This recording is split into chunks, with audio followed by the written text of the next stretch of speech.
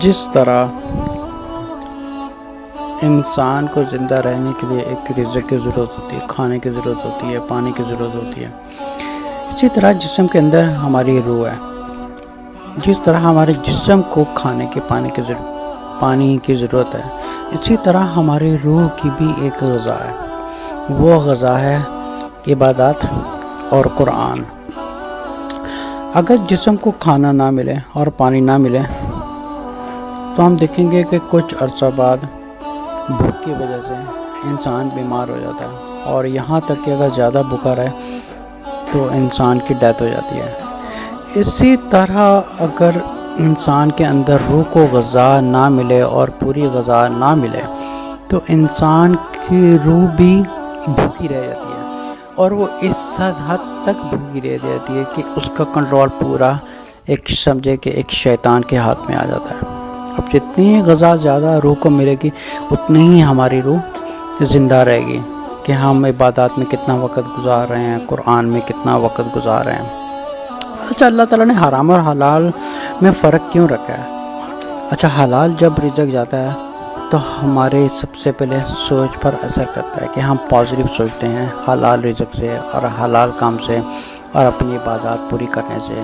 اگر سورۃ بقرہ کی آیت نمبر 2 میں پڑھا جائے تو اللہ تعالیٰ فرماتے ہیں الف لام میم ذالک الکتاب لا ریب فیہ ھدی للمتقین۔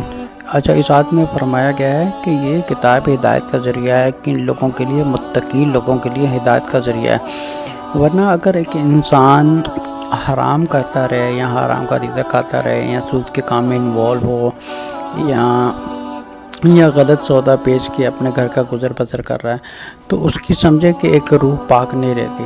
اس کی جب روح حرام رزق جانے سے اس کی جب روح بگڑتی ہے، اس کی روح بگڑنے سے اس کے دماغ پر ایفیکٹ پڑتا ہے۔ اب اس کے دماغ پر ایفیکٹ کتنا پڑتا ہے؟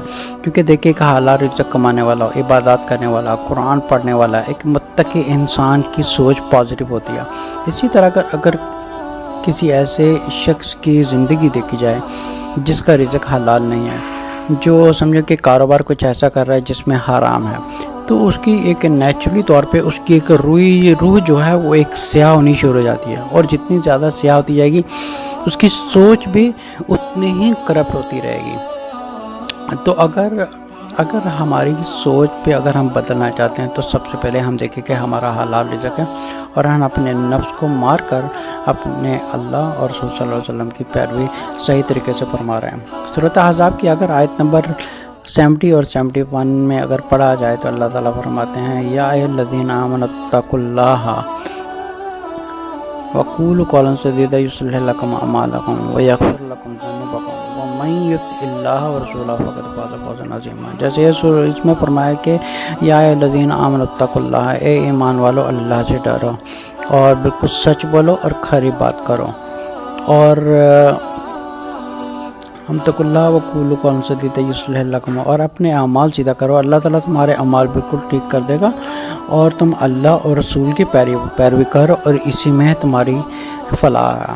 تو جس طرح ہم اپنے جسم کی غذا دیتے ہیں، کھانا کھاتے ہیں، پانی پیتے ہیں، اسی طرح ہمارے روح کی جو غذا ہے اگر وہ بھی مکمل نہ ملے تو وہ بگڑنی شروع ہو جاتی ہے۔ اگر وہ بگڑنی شروع ہوگی تو ہماری زندگی پر اثر آئے گا اس کا۔